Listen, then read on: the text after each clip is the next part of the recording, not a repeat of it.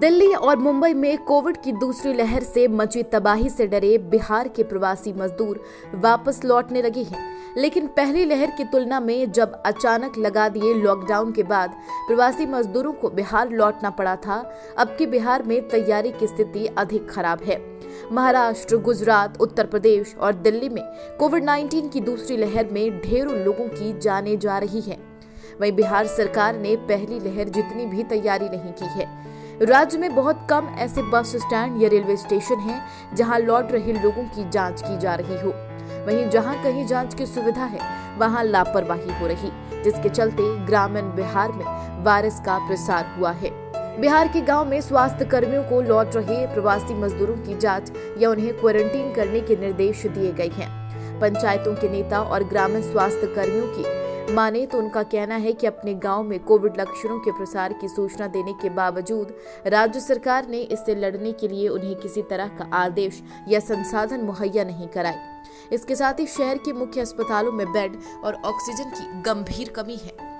पिछले साल जब देशव्यापी लॉकडाउन लगा दिया था और प्रवासी मजदूर वापस लौटने लगे थे, तब रेल मंत्रालय ने अन्य शहरों में फंसे प्रवासी मजदूरों को बिहार भेजने के लिए श्रमिक स्पेशल रेलें शुरू की थी और 2 मई 2020 तक बिहार सरकार ने राज्य की लगभग सभी पंचायतों में क्वारंटीन सेंटर बना लिए थे। साथ ही मई और जून में राज्य लौटने वाले प्रवासी मजदूरों के लिए 2 सप्ताह का क्वारंटीन अनिवार्य कर दिया था, जिसमें आशा वर्कर समेत अन्य स्वास्थ्य कर्मी लौट रहे प्रवासी मजदूरों की जांच के लिए रेलवे स्टेशन, बस स्टैंड और गांव-गांव में तैनात किए गए थे। और ऐसी सतर्कता होने से गांव में कोविड की पहली लहर के दौरान संक्रमण का खतरा कम हो गया था। 30 मई 2020 को बिहार लौटे 2310 प्रवासी मजदूरों को पॉजिटिव पाकर क्वारंटीन कर दिया गया था। 31 मई को बिहार स्वास्थ्य मंत्रालय ने घोषणा की कि राज्य में कुल 3629 कोविड मामले हैं।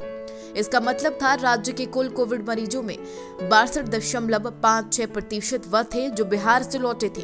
इस तरह बिहार सरकार ने वायरस को राज्य के ग्रामीण इलाकों में फैलने नहीं दिया। लेकिन इस साल तैयारियां बहुत कमजोर नजर आ रही हैं। द कैरावैन मैगजीन के एक संवाददाता अपनी एक रिपोर्ट में लिखते हैं, मैंने पटना के 2 प्रमुख बस स्टैंड में जाकर देखा और करीब आधे दर्जन पंचायत प्रमुखों और आशा वर्करों से बात की। पता चलता है कि कोविड की दूसरी लहर की तैयारी में कमजोरियां थी। जब प्रवासी राज्य में लौटे तो उनकी बमुश्किल जांच हुई और फिर वह तुरंत ही स्वास्थ्य मंत्रालय के रडार से बाहर हो गए। वो आगे लिखते हैं, पटना जैसे कुछ चुनिंदा रेलवे स्टेशन में कोविड-19 मॉनिटरिंग सेंटर है, लेकिन टेस्टिंग में कोई तारतम्यता नहीं है।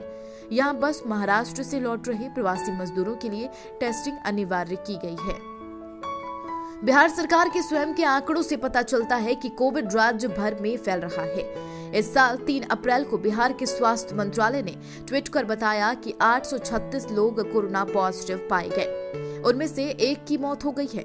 इसके बाद यह संख्या लगातार बढ़ी है और 3 मई को स्वास्थ्य मंत्रालय ने बताया कि कोविड से 82 लोगों की मौत हुई और 11,407 नए मामले प्रकाश में आए। एक सवाल यह उठता है कि बिहार जैसे राज्य के ग्रामीण इलाकों में जहां आधारभूत सुविधाएं पहले से ही बहुत पिछड़ी हुई है, जहां अब कोविड का फैलना राज्य के लिए घातक सिद्ध होगा। अगर एक बार ग्रामीण इलाके में महामारी फैल गई तो बिहार की स्वास्थ्य व्यवस्था के लिए आवश्यकता अनुसार प्रतिक्रिया देना व्यवहारिक रूप से असंभव हो जाएगा। आपको शायद याद होगा कि चुनाव के वक्त केंद्र सरकार के मंत्री और देश के पीएम ने बिहार की जनता से वादा किया था कि उन्हें फ्री वैक्सीन मिलेगी, लेकिन फ्री तो छोड़िए, राज्य में वैक्सीन ही उपलब्ध नहीं है। सवाल यह है कि ग्रामीण इलाकों में फैल रही महामारी का जिम्मेदार कौन है? फिलहाल इस वीडियो में इतना ही। बाकी खबरों के लिए देखते रहिए कवरेज 18।